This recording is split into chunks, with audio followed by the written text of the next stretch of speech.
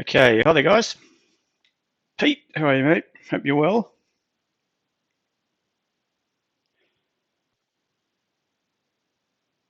Alright, just let me know if you can hear me. So I'm coming through loud and clear and then we'll just rip into it. Have a bit of a bounce at the moment, so I think Hang Seng's opened up. G'day Jane. Hang Seng's opened up and that's just bounced, so great timing. Just before a stream I was looking at taking a couple of longs, but just didn't want to pull the trigger and sit here watching and staring at it the whole time and trying to talk. I can't do two things at once, I'm a bloke. Anyway, it's off and racing anyway. G'day, Pete. Lauren? Yeah, it's off and racing, so we're bouncing back a bit at the moment. I don't know what the index is up. What are we up? Sorry, down 100. We're down 170 or 180 before. So a bit of a bounce is in play, but anyway, we'll see what happens from here. So anyone that's new, welcome to TradeSetup. And all you old timers, welcome to TradeSetup too, that have been here for a while. I meant that in a nice way, sorry. So if you're new, you can join us at Twitter. You can see in the top left-hand corner. Facebook, there's similar things. I'd probably do more on Twitter if anything else. If Facebook's got something, it's generally on Twitter anyway. So if you do jump on Twitter, you'll see bits and pieces. We've also got, which I really should be updating this page, is TradingView. So if you jump onto TradingView to download the free version and get on there, there's bits and pieces we do post.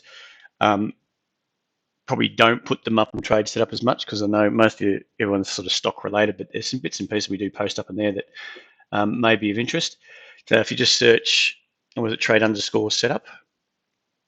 I think it's trade_setup. Let me just check. I tend to forget a lot. I'll just get that up. But you'll see it in here.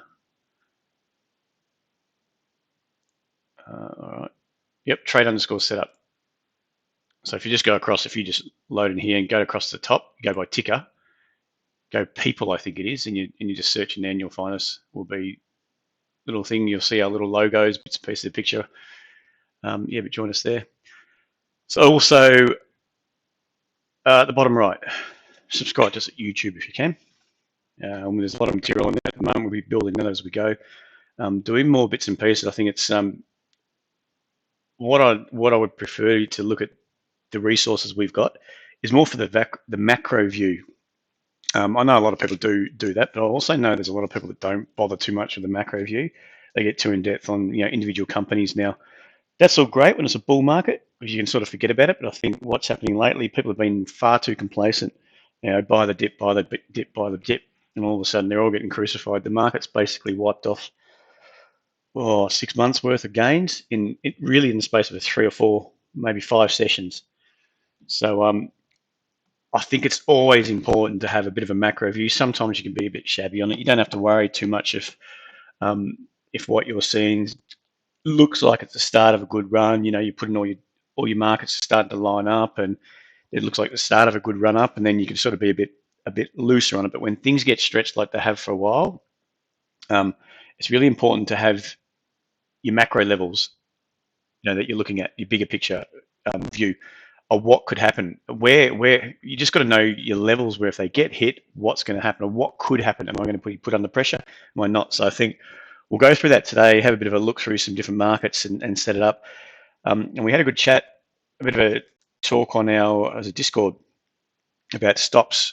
I think it's really important. This just goes to prove how important it is to have stops in the market. It doesn't matter what your stop is, how you run your stops, how you run your risk. But I think if you don't have a plan to either get out or manage your risk, then you're asking for trouble. I mean, 9 times out of 10, you're probably okay. You can get away with it, but that just builds really bad habits. And the one time, the black swan time, is when you'll get crucified and you can give it up quite easily. So if you had anyone that's new or was buying and loading up, sort of end of the last year thinking we're going great, everything's going, they're just giving it up in 3 days. And if they didn't have a risk plan, all their positions in negative territory. Now, we could sort of all argue we don't know what's going to happen. We could argue, it's going to be a bounce back. But I remember seeing the exact same thing in the GFC. It was all carnage, and then it bounced back, and everyone was diving back in, saying, even when I was working in the industry, the management was saying, you've got to get back in, you're stupid not to get back in, blah, blah, blah. But it was a 50% retracement, and that's where we saw the real damage start. So if you were starting to load up because you were seeing a bounce and you didn't really have a plan of attack to get into market, and you didn't manage your risk right from the start, but also when it was bouncing, you've got to manage your risk. Basically, you should be managing risk and know exactly where you're going to be wrong every trade you enter. And that's my view anyway. I know people trade differently. They trade off fundamentals, pure fundamentals. You know, things are cheap now. They might have been buying on the first pullback, but they've been buying them for 3 days, and you either run out of cash or you've just got to sit there with a bad position, and you don't know how much worse it's going to get. So people did the same thing when the bounce in the GFC. Trading, went from 6,800. I think it went down to about 55, 6, something like that, and bounced back about 6,000. Imagine if you're buying it up there, looking for this big push into new highs, and all of a sudden it went down to 2,700. Imagine the pain you'd sort of be feeling then because you just didn't have a plan in place of how to attack the markets and why you were attacking it, and you didn't have a view. I mean, you've got to take a view on everything, I guess. So I think we'll. A bit of a chat about that during the week just triggered it. I thought, look, let's have a bit of a talk about stops and risk levels and where potentially you could put your risk levels. There was someone else I read, there's a few people I follow on Twitter, and someone was talking about an overall portfolio risk level, which is great. They don't individually have individual risk on each stock, but potentially the way they build in their portfolio, they're having a mix of stocks. So when it's a bull market, you might get some that are going down for the day and some that are going up. So you can they help balance it off. But generally, the overall global macro picture is going up. The ASX is generally trending higher. That's all great, but it also has an overall portfolio risk where if something happens, that black swan event, you do not want to get caught up in. It liquidates everything. I don't run it like that. I'll just run individual positions. I figure there's some that'll do all right. I mean, some that may just go sideways in a big sell-off because for whatever reason, you don't know what's going to happen. You don't know how people are going to react to it. There's some that will just get hammered. I mean, we had gold, for instance, a couple of goldies. I was tooting my horn the other day about how, we just loaded up on gold and we had about 4 positions on or 3 positions on, I think, doing really well. And that just turned on a dime and just got sold with everything else. And no one really thought that. But I'm not going to sit there without having risk levels on there, because I think that's madness. Because if you don't have any sort of risk plan or anything like that, it's your ego saying how good a trader you are, and you're never wrong. Now everyone's wrong. The best trader in the world is always going to be wrong, and it doesn't matter what you learn, you'll still be wrong. The markets you'll never know what's going on unless you've got a crystal ball, which we know you don't. So you have to sort of know, where your risk levels are. And it was hard to see all these gold stocks when gold was getting smashed or getting sold off that we got stopped out on. But I'm happy with that now because gold dropped $75. I didn't know it was going to do that. Didn't expect it at all. I don't think there would have been one person that would have expected that, a big sell-off in gold. But if you go back to the GFC, anyone has a look at that, I think when it initially started getting hammered, global markets, gold was going south as well. It started going south. So it wasn't as a hedge up until, I don't know, when was GFC? End of 2007 through 2008, started 2009. So 2009 it bounced. By then gold was going back up again. So, but that could have taken 6 months before it turned and started acting as a safe haven. I don't know if anyone's been reading about gold, why it's gone down, but a lot of it could be they're saying margin calls. Liquidate your gold positions to cover your margin calls. Maybe, and you got to believe that there's some big traders out there that still make big mistakes too, that just do stupid things. I mean, you shouldn't really I wouldn't have thought, close out your good positions that are working in your favor to ease off on your margin. But people do that because they're waiting for that bounce, potentially waiting for a bounce, or they want to hold the positions that give them a chance to come back again, come good. But everyone does similar things, whether you're a big or small trader. Sometimes, it gets the best of you, I guess. So that was the news, I think, on gold, which could have been sold down hard. Let's just get that out of the way. Could have been sold down hard because of cover margins, but either way, I'm not going to argue with what I've seen on the screen. I'd much rather tighten the risk, and if I was going to be right, I shouldn't have to worry about my stops. But if I'm going to be wrong, and I don't know why, I don't want to argue with it. I just want to get stopped out. And I'm the kind of guy, I will have a stop on everything I trade. I'm trading intraday. I was just looking at, what was I looking at? The Hang Seng's just opened. It opens at 12:15, and that's a rocket.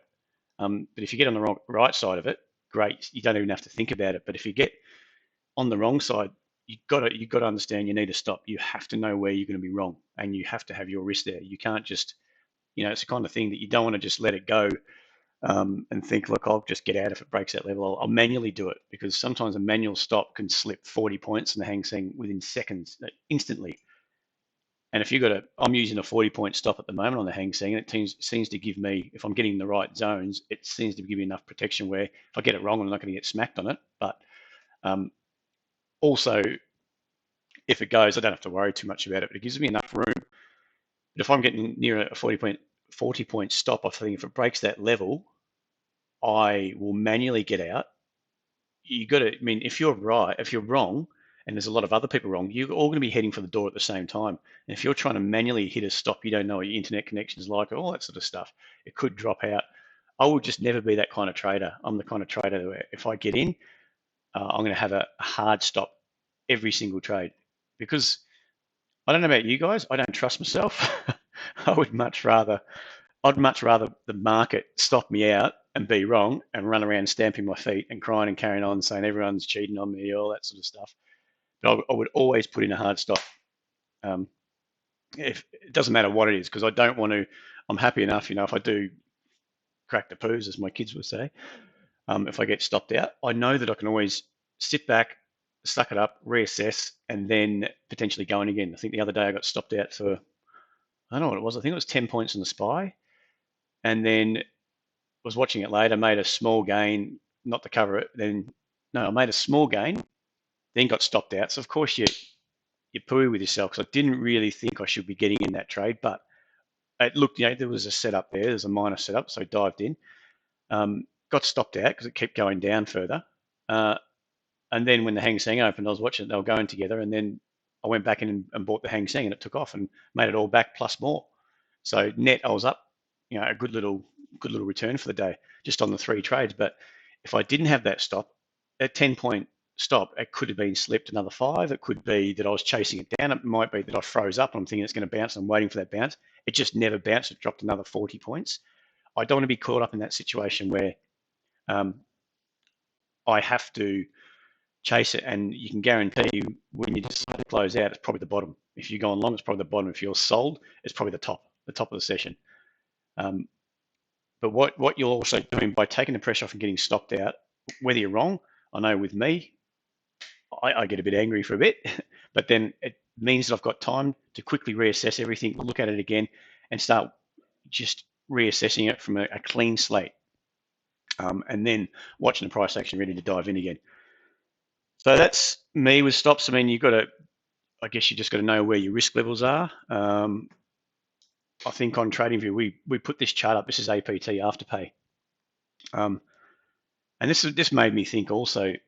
I put this up, I don't know how many months ago it was. No, not a month ago, sorry. It was when we were in the trade. So I don't know if anyone, most of you were probably in that trade. We were long from, I've got to think, I think it was somewhere here. There's breakup through here. I think it was 32, thereabouts. I haven't got my data, but anyway, there's a good handy gain, and it just kept going up, and then we got this little pullback. So we took some risk off. If I make that bigger, we took some risk off somewhere up, somewhere here. I think it was around 36, 31.50 last month, 31.50. Oh, that was a better entry. So it was just in here. Let's just mark that up. Where am I? Where's my little man? Here we go. Okay.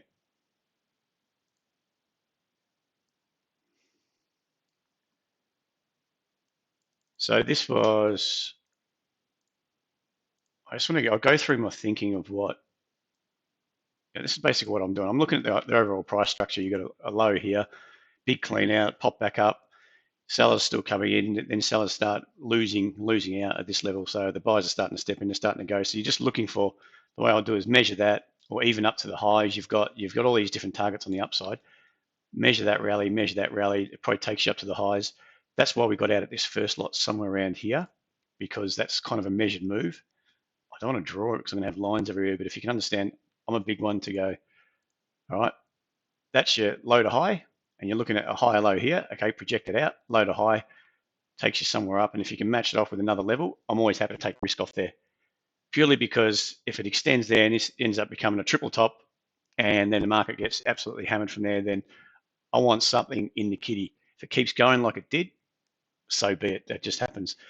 But that was the reason for the initial stop out partial there. But you can see there was never really a clear pullback until we got here. We got a couple of red days, and we started, testing this zone around 38. Popping back up a green day here, red day, finished down on the lows, rallied the next day. So that to me was starting to get a bit of pressure. But then we broke out. And as soon as you get that sort of it held up, you've even got a little washout. If anyone can see this clean out just here, that's probably not the best thing to do, but if anyone can see this little, it just took out the lows. So that was great. And then it finished above. That's a good sign. And then the next day, okay, it was a good green day. Started pushing up through 39. Away we go. So I was thinking at that stage, thinking, great, we know where we're going. We're going to be attacking those highs. And then, we're just going to get some more gains on the board. We'll start following it up again. Then it closed at the high, at the previous high. Next day, gapped up slightly, and then we got smashed from 41 down to 39. It's $2.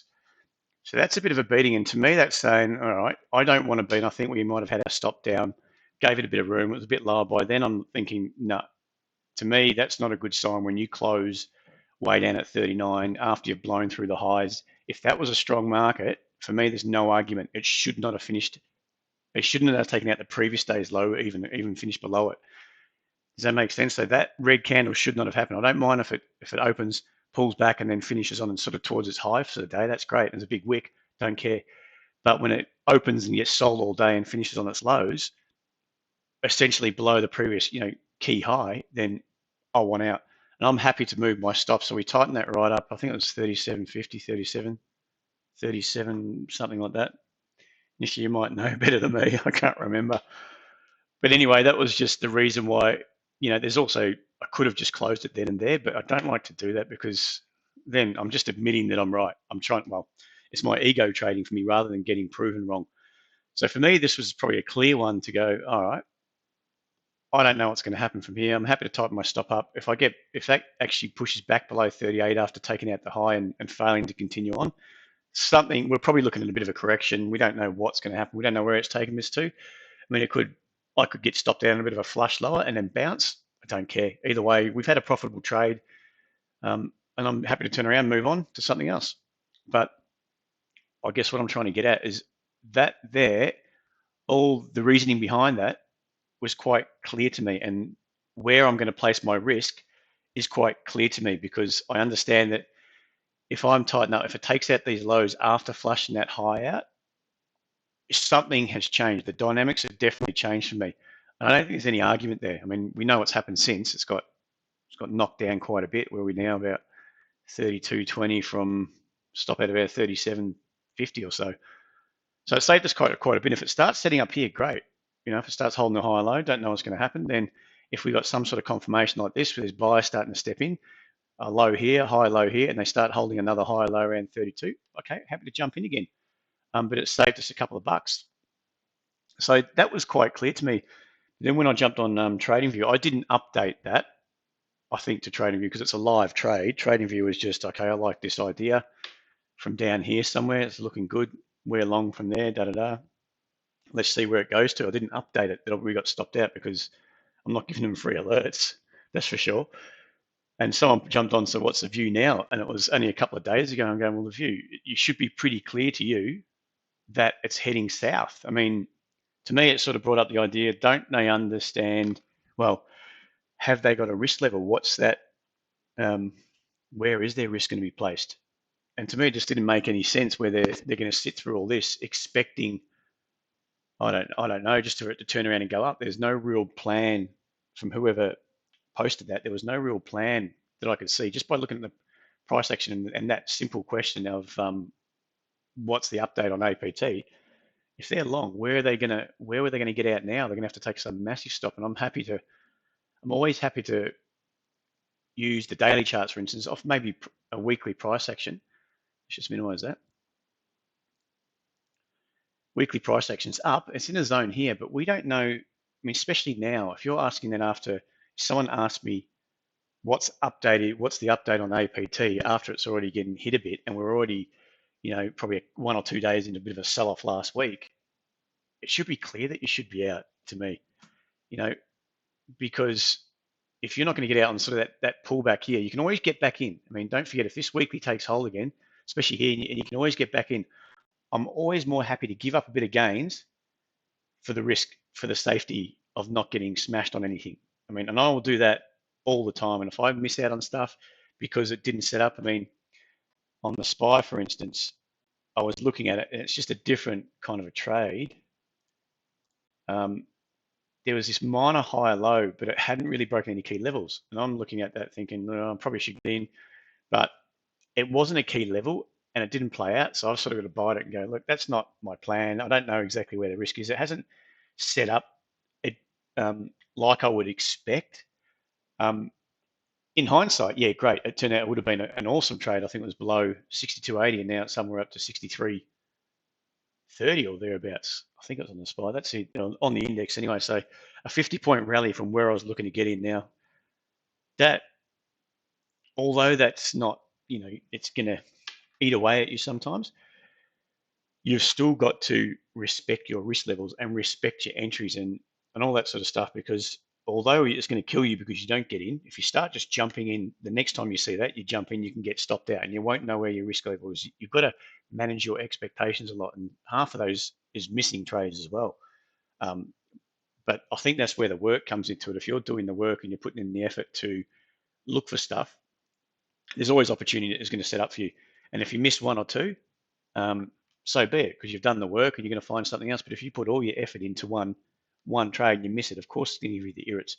Then you have to start going and looking for something else. But that's part of trading, I guess. You've just got to start looking around, finding the setups, finding out something that suits your nature, where you could easily analyze where the risk is, and then trade it. And if you miss it, you miss it. Move on to something else. Yeah, but that's pretty much. So for me, I'm always below higher lows. I'm always below levels, especially when you're in the stocks, where I'm going to get proven wrong. Say for here, for instance, actually that was the trade. We traded that through this little higher low, and then I stupidly got out of it. This was back in 2019. I stupidly got out of everything before we kept running higher. We got right through that high. So even though I say to respect your risk levels, I do stupid things sometimes. So that was a little gain, and you can see it just kept going. We've been in and out that a few times, but for instance, that was your risk level at the time. It spikes up, you get stopped out, then it starts to go sideways. So you're stopped out. It didn't keep going lower. It went sideways, but you start to realize that, and you go, okay, potentially I could have got it back in here. I could have re-entered. I've given up a bit by getting stopped out a little bit lower. I've given up the difference from 20 to 24, maybe $2, but that's peace of mind and that's risk. That's managing your risk. Because if you don't get stopped out, for instance, here, and that thing completely caves in, you're going to be wishing that you got out a lot earlier.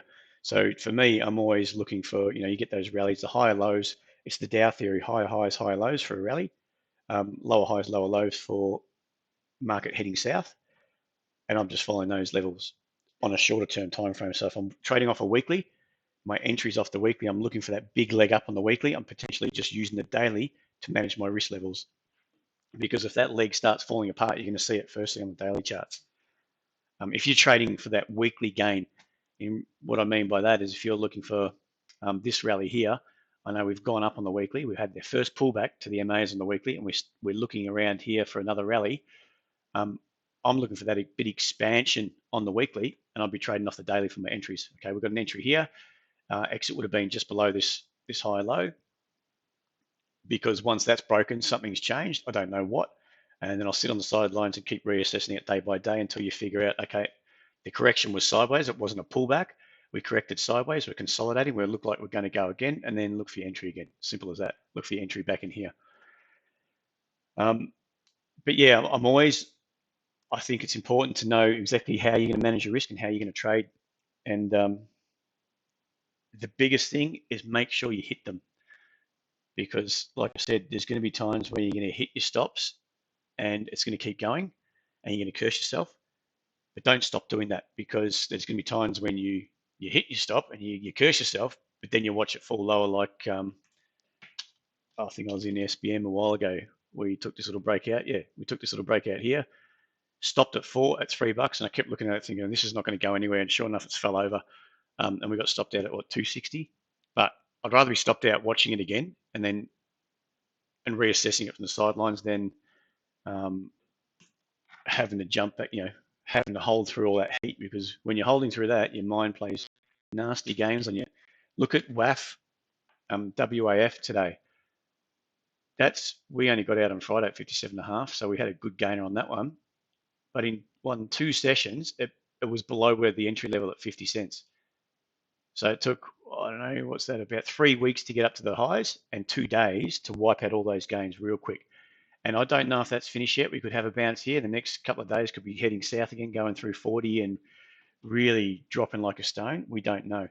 But if it starts setting up again here, I think you're going to get some time, because I think this is a good little, when it flushes out people so savagely like that, I think you're going to get time. If it's going to set up and it's going to go, you're going to get time. You're going to see it happen. It's going to be something like this, holding some higher levels over a period of days and start to expand again. If it just bounces straight up, I guess one suggestion I could make to you: never chase something that's a V shape, that's bouncing hard, because it happened, after the GFC. If we can show you that, let me just go to the weekly. I think it was in here.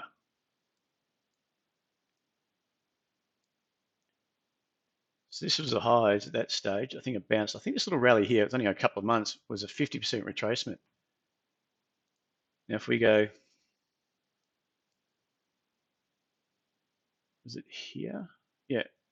So it was about here. Oh, look, that's not so bad, I don't think. But that first, maybe something like this. I think this was the Asian crisis earlier, 2007, and then it took off to new highs. If you can, I got that, haven't I? Anyway, that sort of thing, when you're chasing it and it's just gone really hard, and you've got this kind of big flush lower and back up again. I know it worked out here, but I'd never be inclined to buy that, purely because I don't see the basis put in. I don't see the management. I don't see why it should be bouncing back so hard. Here it was probably a bit different. You probably had this little opportunity here and off a higher low. I am on the daily, don't forget. Probably might be different on the weekly. No, anyway, it's headed south, it's bounced, and it's just bounced back up here. You did get potentially a reason to go long here, where it consolidated sideways and you could have gone long and you could have made out there. But if you're longer term and you started loading up as it's going up into some stocks, and then all of a sudden it just turned and went straight back down again, I always find that sort of V shape something that you don't really want to trade on the upside or, downside. And I think there's going to be a lot of people that are going to be looking for that now. It has gone hard, and you probably find that if it does bounce and you get a couple of green candles, they might buy into it. It might keep going up to the highs, but I just don't trust it enough. I don't think it's settled enough.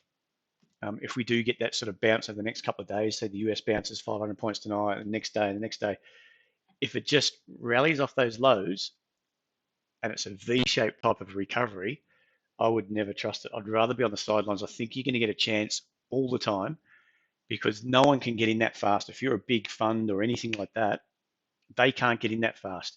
They're going to be averaging in of about a 500-point range, and I don't think they're ever going to do that. So if that's the case, there's not enough liquidity in the market to support it, and I think it's just your retail investors that would be chasing it back up.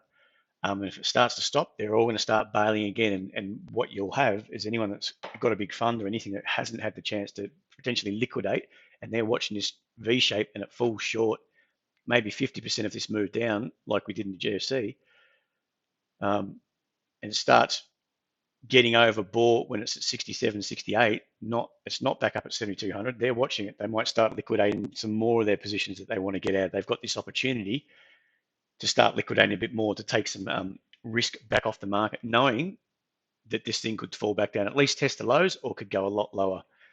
So, yeah. Any questions there, guys? Are we making sense there? What we'll do now is we'll quickly go over So I just added some more coffee. Just the overall markets. I just want to go over, the macro picture at the moment. There's probably not much when we start on the daily.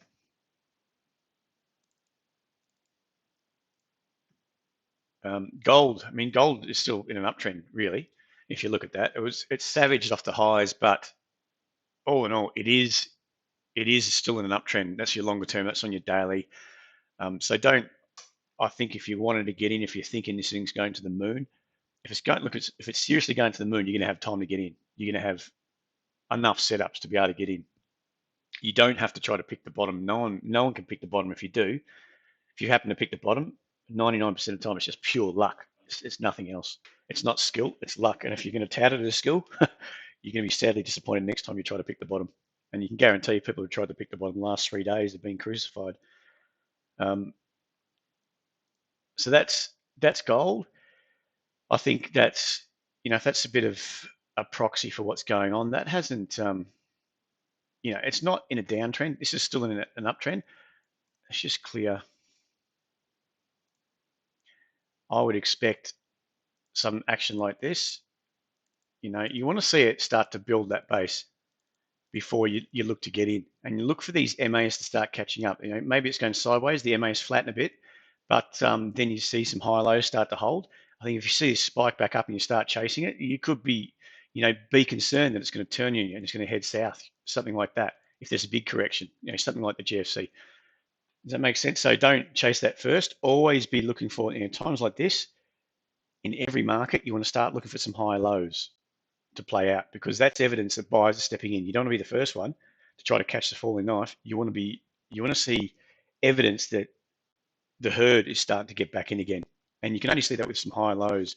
You might have this might be a flush lower, then you start getting these high lows building, holding, and then you could be confident. One, you know exactly where your risk is going to be below the high low, and you could buy on the breakup of gold, whether it's pure gold or some stocks. If the stocks are showing the same sort of setups, you're happy to get in. You're taking the risk that, this is going to bounce, and I want to jump on board after that sell-off, and then just manage it as you go. But this is what I would be doing for my markets. I'd be saying just your basics.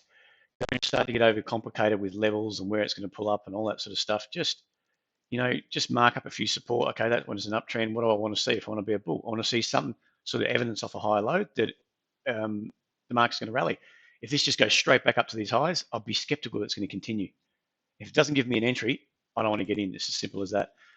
That's gold. We look at the other things that are moving. Crude's heading south. So if crude starts finding support when gold's finding support and the indices are finding support, the overall macro view is that potentially there's going to be a bounce. So we look at crude. Crude's been poleaxed. I was hoping this level would hold up. That's what I was thinking just before this, the sell-off really took hold. We're looking at that zone. It was around 51.30, thereabouts to hold.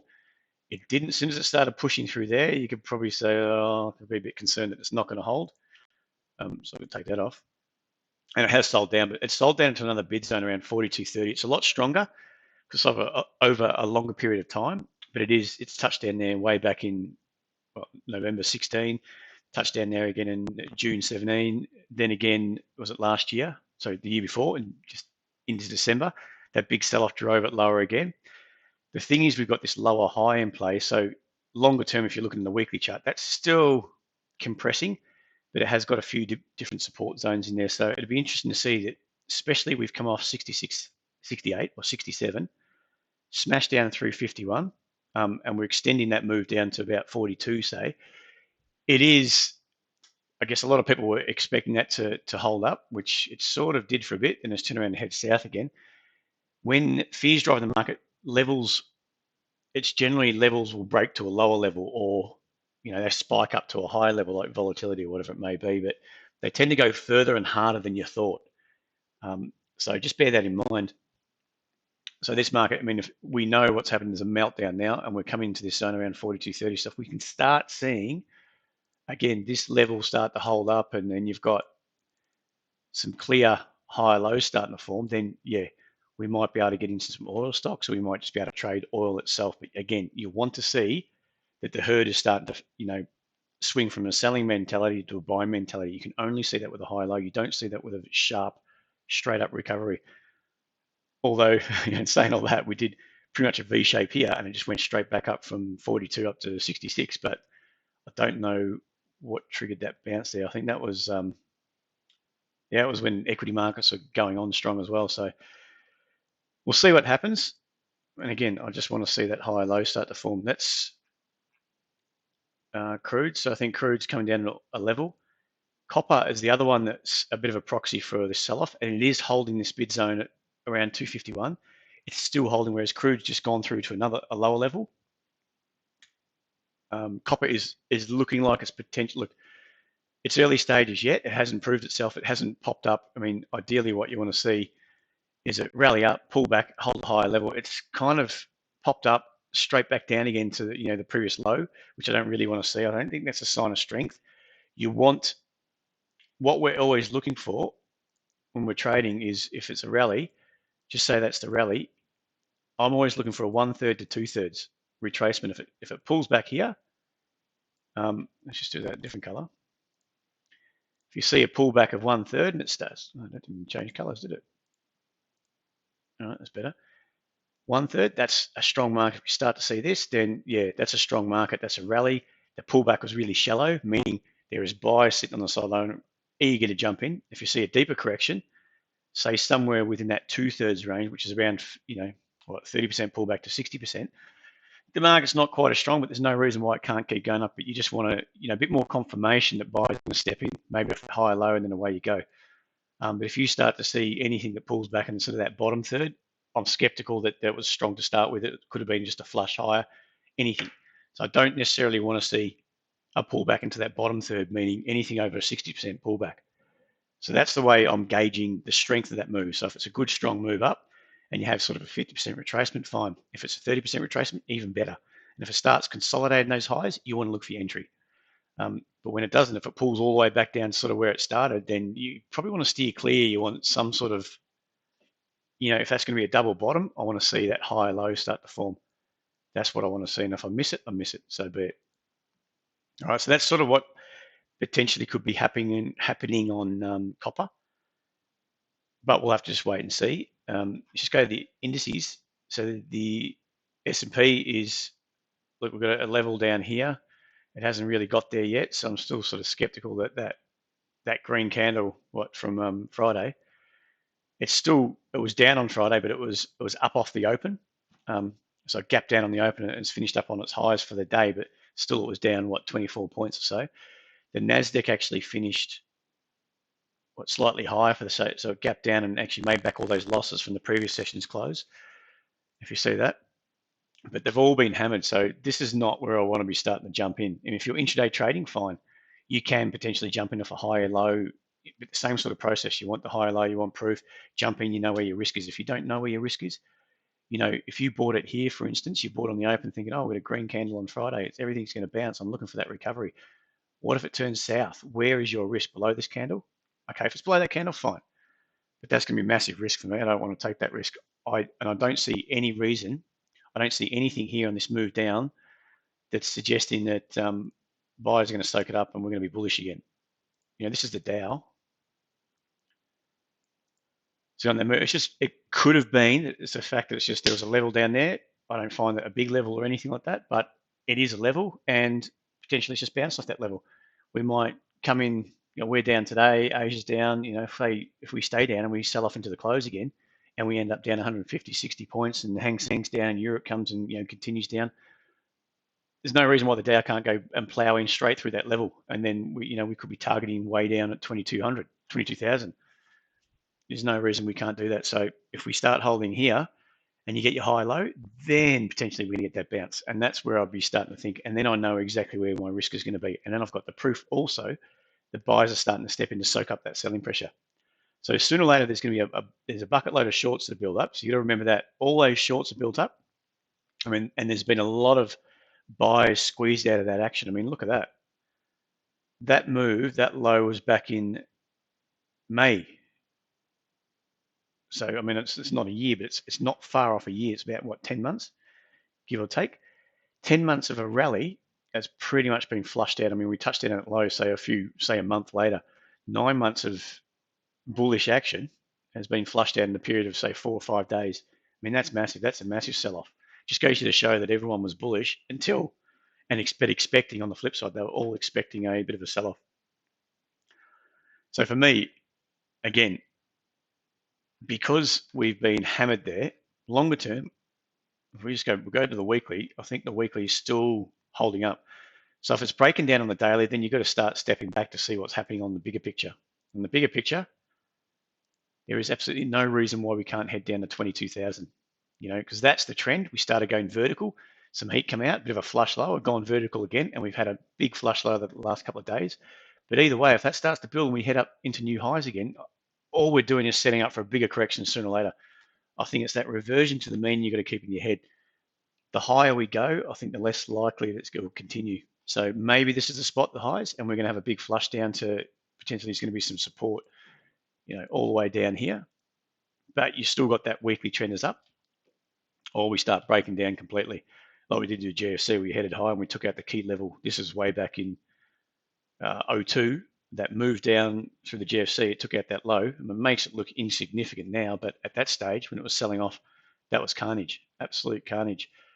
There's no reason why, we can't be looking at the same thing. We don't know yet. It's early stages, but that rally has been something else. It's been amazing. So bear that in mind. If you're looking to buy, just bear that in mind. It could get hairier. And if it doesn't, I sort of firmly believe that you should be giving some sort of sign. There should be some signs that, we're going to bounce, whether it's a whole bunch of them, crude, your dollar, US dollar, gold, all these sorts of things, copper that we're just looking at, and some of the indices starting to find level. They're all sort of hovering around support, and they're all starting to show signs that a higher low is going to hold.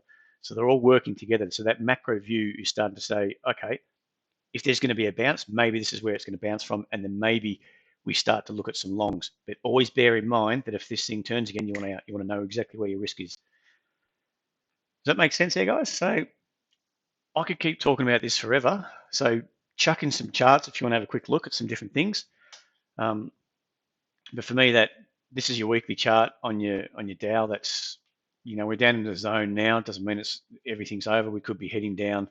We're at 25,500 now. We could be heading down to 22,000. I'm not trying to be the bearer of bad news, but that could still go down another 3,000 or 4,000 points quite easily, and still hold the trend up on the longer term weeklies. S&P, probably much the same. That's your rally, off the lows. If we just take it across the lows, that's your lows there. That could easily pop down to, if it's going to happen that fast, we could be coming down to 20, say 25, 20, 30 or whatever it is. So it's a couple of 100 points, say 300-400 points in the big S&P. I don't know when it got smashed down the other night. When it was 1,000 points on the Dow, it was probably 100 or so, I think, on the S&P. So that's a couple of massive moves like we saw the other night, and still hold the longer term weekly uptrend and really blast out some of these long positions that built up over the last year or two. But overall, that longer term trend is still up. All right, so we don't know whether it's going to fall short here and we're going to reset. If we're going to go through new highs and take out that high and continue on into new highs, like a lot of the bulls will be saying, if you jump on Twitter, you'll see a lot of people talking that up. We should reset here. You should see it happening. You should see it play out. You should see with price action, something like this, a high low play out. You've got this kind of price action. You've got this kind of price action, all that sort of stuff. You shouldn't just see up, down, and then straight back up again. That should not happen in my view. So if it does, I'm skeptical that we're going to drag in some buyers and go and flush them out with a secondary move down on the longer term weekly time frame, which could take a good part of 6 months to a year. Remember, the GFC was about 207 and it was March or April 209. So that was a year when I was sitting watching, with clients and just sitting day after day, the pressure that just kept getting smashed all the time. I don't know if anyone remembers that, or they traded through it. But I remember there was one particular day after we'd already been sold and the markets were starting to find buoyancy. They were getting bid up again slightly, or that panic was settling down quite a bit. And then one day, it was about, I don't know, sometime in the afternoon, the SPY went from down about 20 to down 200, like just bang. And what it was is, anyone remembers Storm Financial? I probably told this story before. I love this story. Storm Financial, which had margin positions with ANZ, I think Macquarie maybe, CBA, or Westpac. They had a couple of big banks. They just liquidated positions. They just went, that's it. You can't stump up any more cash to cover those margin positions. And if this market goes lower, you're going to get smacked. So they just liquidated all those margin positions, and the market just went south real fast as they hit it. So, that sort of stuff can happen quite easily. You just want to be prepared for. I mean, you don't know what's going to happen, but you want to. This is where it all comes back to risk. If you don't know where your risk is, you can get caught on the wrong side of something like that. If you're off for the day, things are settled down, you go out for a coffee, you come back, and your portfolio's down another 10%. Dow futures up 107. Nuts, isn't it? We're down 97 at the moment, so interesting. Let's just see what's turned around. Oh, this is killing me watching this SPY go. And the Hang Seng is, it's not too bad. Yep, so the old Wall Street has turned from down, it was around 25,000 just above when it opened today. It's rallied 500 points off that open from today. So it could be, just be careful, it could be closing the gap from Saturday morning, which is only probably another 100 and something points up from here, close the gap, and then bang, we get smacked again. We don't know. But it is interesting, eh? It's pretty choppy. It's choppy action. So if you're intraday trading, use slightly wider stop, but if you're going to be right, you're going to know very quickly. And those, where you might have been going for 5 to 10 points, previously you can go to 20 to 30 points on the SPY quite easily now, just because of the volatility and the moves. Chucking some stocks if you want, guys. Can't get a shot. Short covering, it could be, and it could be bargain hunting. So it sort of comes down to what we were just talking about before. There's always going to be people looking to buy the dips. They just can't help themselves. I mean, I do it myself, and I've done all right the last few days in buying the dips. I've been stopped out once or twice, but generally net, I'm up quite a bit, doing all right. And that's intraday, and that's having in the back of my head that I know that there's going to be people buying those dips. It doesn't mean that they're going to just going to keep going up. And I might have only taken 20 points. I mean, most times if I'm trading the SPY, if I'm making a gain lately, it was 20 points. It could have gone up another 30 or 40, but I wasn't on board for all of that because I'm still very tentative that things are going to get sell off. And I've been right, as in it gets to a point, it's just a bigger rally. It sucks in a lot of people and then turns around and they get sold into again. So probably is a bit of a short covering rally, but on top of that, you've got people bargain hunting. And then it pops up, and if it can get sold into, it'd be interesting to see how it goes. This is the action on the intraday. In essence, that is down. There's no arguing that's down.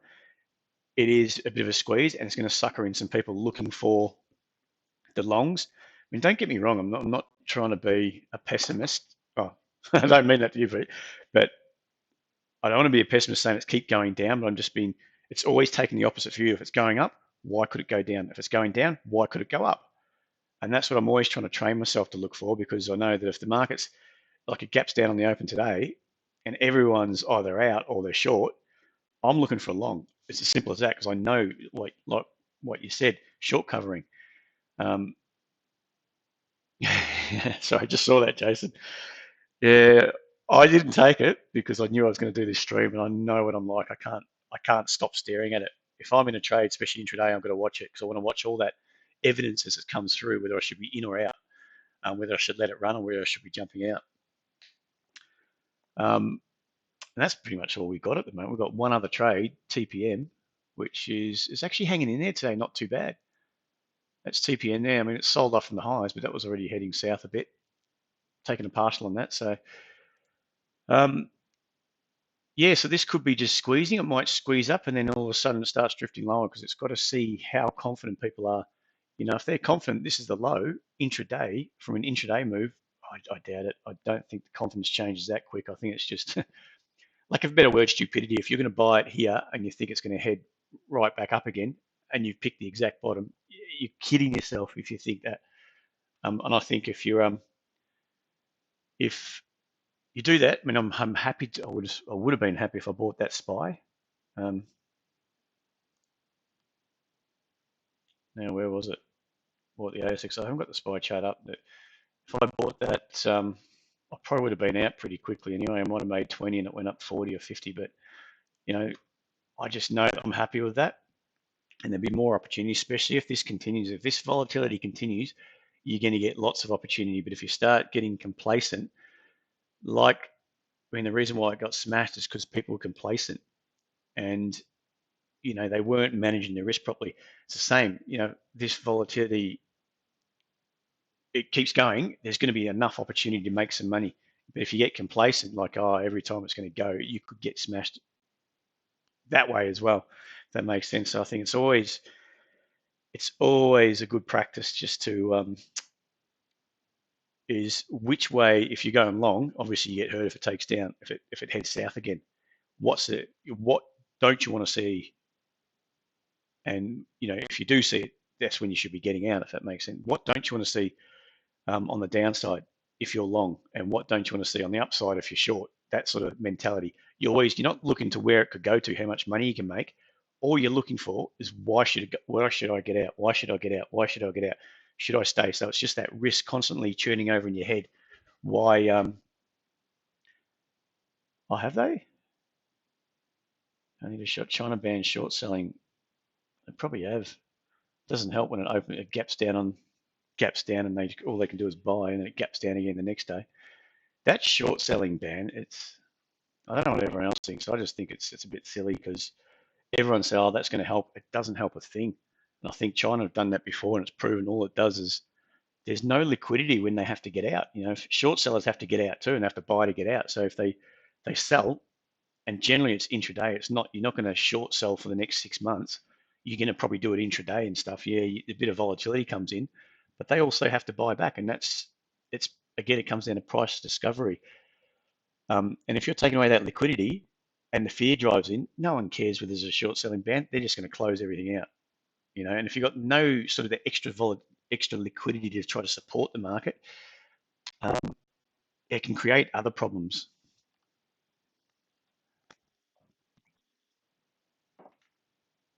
Now, what am I doing here? So we've got nearly an hour now, just by me banging on about stuff, which is quite good. In all honesty, I don't see a lot in the way of stocks at the moment, and I haven't. To be honest, I'm not looking hard because that macro view that we're discussing hasn't changed. Everything's heading south. Today is probably the biggest sort of a rally we've had. Down 100 and what were we down on the ASX? As low as what's that? 62.47. We're at 63, so we've rallied 100 points off those lows. It doesn't mean we can't be back down there this afternoon. But yeah, this is a decent little rally, what we're seeing in this SPY as well. SMA, let's have a look at that then. So yeah, I'm really not seeing much. I mean, say for instance, STX. I know people like to buy on the lows. I think that's fraught with danger.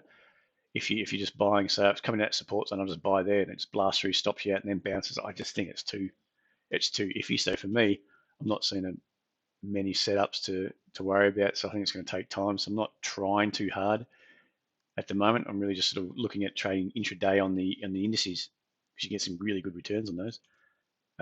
SMA, what is that? Smart Marine.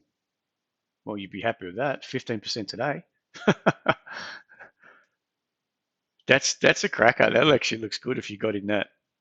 It would have been nice to get in a bit earlier, around 6. I hope you got in around there. It's weathering the storm. The fact that it's up today, whether that rally has just started in the last few, when the ASX has started to rally, or whether that was, it didn't move. It started rallying from the open. I don't know. Let's just have a look. No, you're not going to see much. Oh, no. So it was down sort of around 7.5 cents, around 11 o'clock it started rallying. So it's probably about where the ASX started rallying. Yeah, that was probably the lows in the ASX. So I think that looks good for now. It looks pretty good. I mean, if I was going to buy that, I wouldn't buy that just here. I want to see something like this play out and look for it to expand higher. If you got it and you know where your risk is, great. Let's see what can happen. Good news today, was it?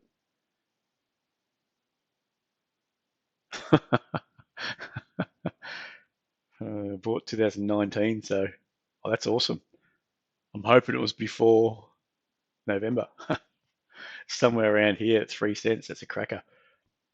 But today, what's the news out? Report, not a general meeting. So obviously, I don't know look at the report, but it looks like it was pretty good. And in a market like we've got at the moment, I think that's a big positive. And you're always going to get flush out. I mean, look at the volume. There was a bit of a flush on Friday, and the volume was, not too bad.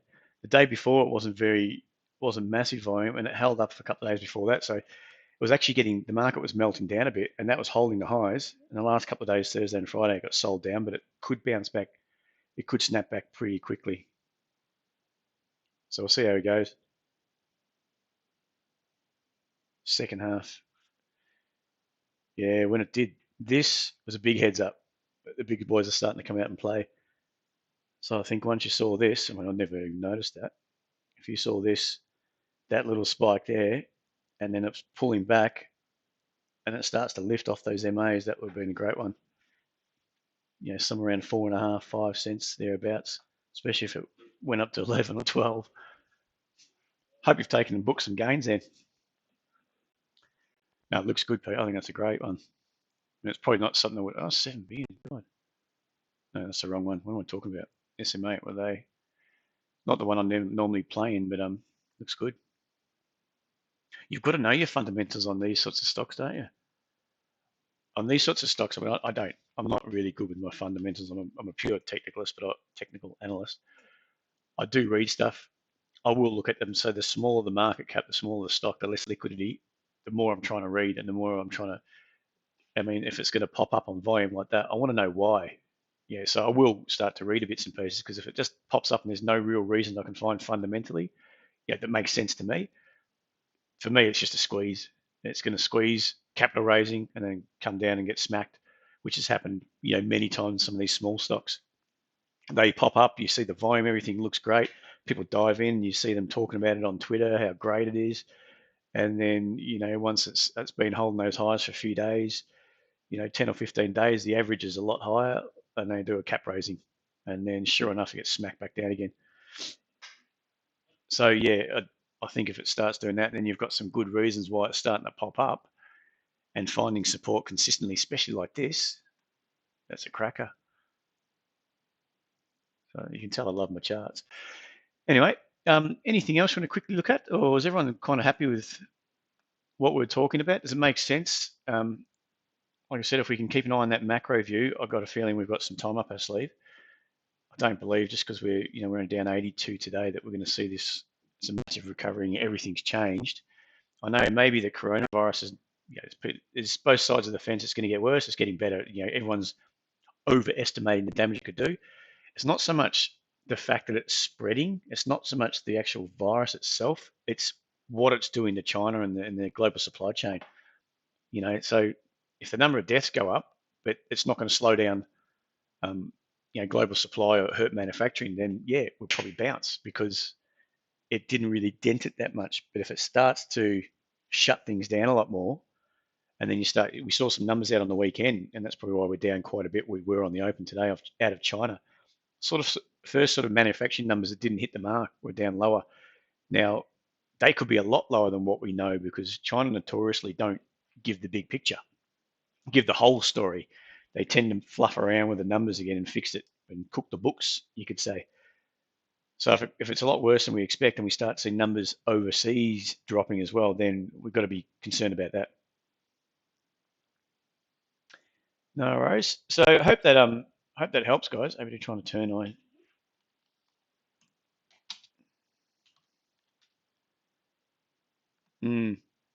There's some people just love APT. I mean, this is one that you probably want to know as it gets to the highs what the fundamental picture is, but it's flushed out a lot. Still look at that weekly. That weekly is still rallying, isn't it? That's why. I mean, I don't ever want to trade off pure fundamentals, and I don't think I ever could because nothing against it, but if your analysis is saying it's a crappy stock and it just keeps going up, you're going to kick yourself. And if it's saying it's a really good stock and it goes down, you're going to kick yourself. And you also, if it goes against you when you've put so much effort into, um, say for APT, for instance, people put so much effort into researching every little bits and pieces, and for them, they're going to be biased one way, they're going to be bullish.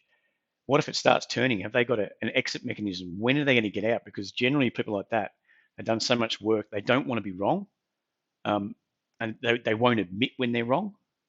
And the market can be wrong for no other reason, but no one else wants to buy it. Simple. If it's still, undervalued slightly and it's going down, people will be questioning, I'll just keep buying more. But if no one wants to buy it, no one wants to buy it. It's as simple as that. I think psychology rules for me, and psychology you see in the charts.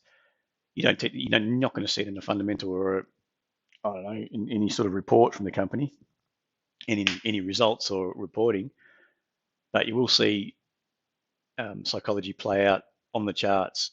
Why people don't want it. If it starts holding here, like you were saying, Pete, if it starts holding on this weekly and chop around here, we could be doing the same thing we've done before, and I don't want to question why. You just want to trade what you see. So I'm happy to do that. Anyway, so what were the other one? ZNO. ZNO is a nutcase. I don't know what's going on there. I mean, that's another small one that is getting pumped. There's some people that love it. Oopsie daisy. I mean, that's not something I'd ever buy. Decent market cap. It's done 20 million. Zeno Group. I don't know anything about it, but it's obviously something's changed, fundamentally changed, and it's just gone nuts, hasn't it? For me, the entries would have been, if you could see this sort of volume start to pick up the first time it left, and you've got to take a note of that. Let's just see if we can see it. Get rid of this. Oh, no, it's not really working, is it? The first time it started to lift, especially here, it's really hard to see, but if you can see, oh God, what happened there? All right, anyway, you can see in here, it started to lift, so the volumes picked up.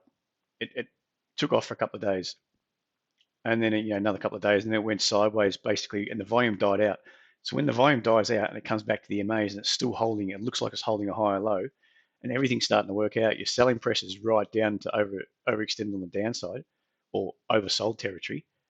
Price is actually at a higher level when it's oversold and there's next to no volume coming into that pullback. Then look for a rally, and it gave you ample opportunity here and prior.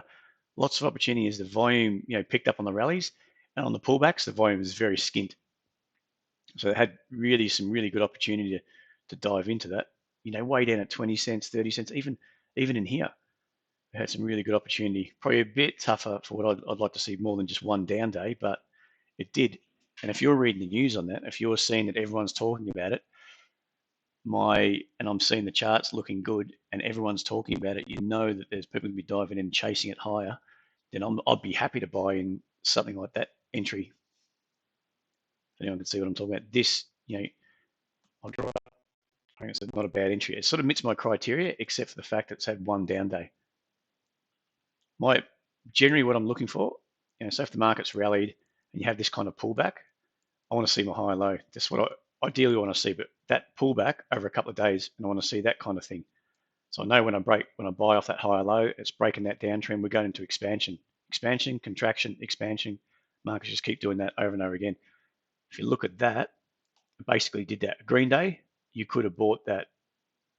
You could have bought. You could have bought it that day on the close.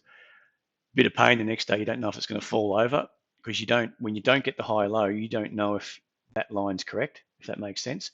The SPY does it time and time again. It has its pullback. And you start, say you draw your line like that, and then it pops up, and then bang, straight back down again. And all of a sudden you go, oh, okay, there's my line now. There's my resistance zone. And it hasn't broken the trend down, like it doesn't break the anchor.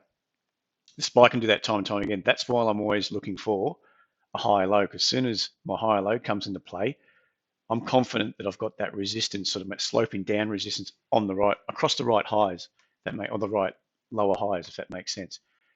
So here, if you bought it on that green day there, you can see that day. I'll draw that in a little arrow because I like my arrows. that green day, you haven't got your high low come into play, and you could have got this sort of scenario when it just got smashed, and you realise you've done your wrong analysis. But if you got, once that next day comes in, you opened up higher than the previous day, you sold off into the close, but it was holding up, and you can see, I think that volume had picked up a bit. So that was the volume. The next day, the volume was pretty good. So it was very similar to the previous day. To that green day, the volume was very similar, except it closed at a higher level. So it was kind of, enough of a pullback, and then you could buy on the break. And then your risk could be below there, or you could put your risk, a bit lower. So, I mean, that's up to you. But that was really sort of the only real entry criteria after this. But you can see as the volume started picking up, it really started getting a kick on. And that was around 60 cents, and it got all the way to what, $2, so 240. God, that would have been nice. 3 times your money would have been awesome. 4 times your money. Anyway, we'll probably call it a day there, guys. If you've got any questions, if there's something I missed that's really important to you to have a bit of a chat about, feel free to send me an email, support@tradesetup.com.au, and we can jump on the phone for 5 or 10 minutes and have a chat. Or just send me through a chart if you want an opinion of that I didn't cover, didn't get a chance, just send it through and we'll chat about it. So hopefully this market continues. Not hopefully, I want it to at least settle down and give us some sort of opportunity, but it is still rallying. So yeah, thanks very much, guys. Today bought and sold 3 times anyway. Good work, Jason. Every second day since 45 cents. Legend. Well done. All right, guys, enjoy your day, and hopefully the US can have a bit of a rally tonight and take the pressure off. Anyway, enjoy your day. We'll speak to you again next week. Cheers, guys. Bye.